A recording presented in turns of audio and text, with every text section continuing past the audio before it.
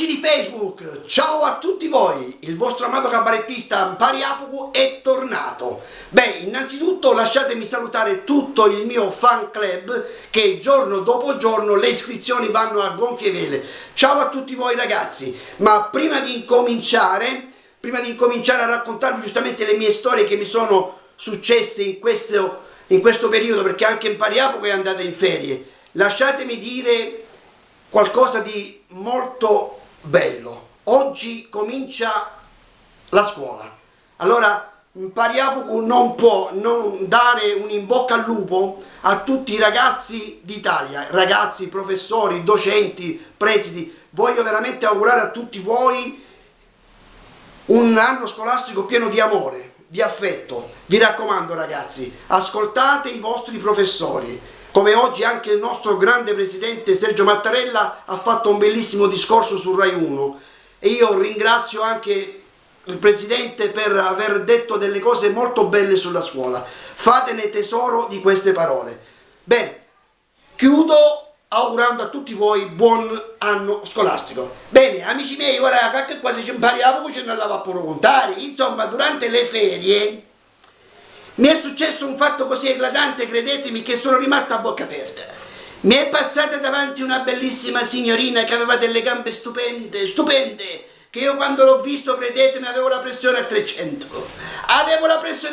L'ho fermata e gli ho detto: signorina, mi dica, posso fare i complimenti perché lei ha delle gambe spettacolari? Ci ha detto.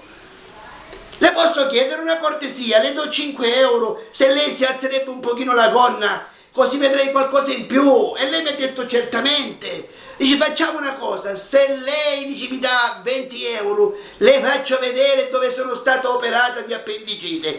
Quando mi ha detto in quel modo, credetemi, non stavo più sulle mie gambe, tremavo dalla gioia. Gli ho detto: ecco, gli ho dato i 20 euro e se li ha messi nella borsa. Mi ha messo la mano sulle spalle, mi ha fatto girare, dice: venga, dice, veda, dice, quel balcone là sopra, in quella stanza, dice, proprio lì.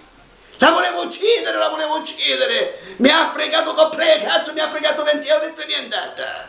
Ma lasciamo stare questo perché poi sono andato a trovare, insomma, alcuni parenti. Mi sono portato il nipote di mio fratello, gli ho detto: vieni con me, ci facciamo una bella passeggiata. Me lo sono portato con me. Ad un certo punto siamo andati sul viale, c'era una signora che vendeva delle scarpe, delle pantofole, degli infradito. E allora gli ho detto: vieni qua Pasqualino, hai visto, dice, questa signora cosa vende? Vende pantofole, infradito. Secondo te questa signora che cos'è? Lui cosa mi ha risposto? Dice: una tappanara. La volevo uccidere. Ho detto: si risponde così alla signora? Chiedegli scusa, gli ho detto.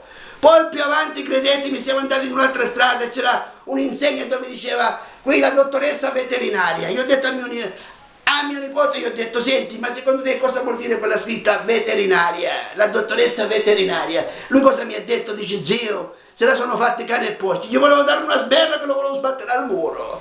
Ma amici miei, insomma, vi ho raccontato delle piccole cose e chiudo qui augurando a tutti voi tanta gioia, tanta salute e tanta provvidenza. Statemi bene, alla prossima. Ciao a tutti dal vostro cabarettista Mpari Apuku. Ciao.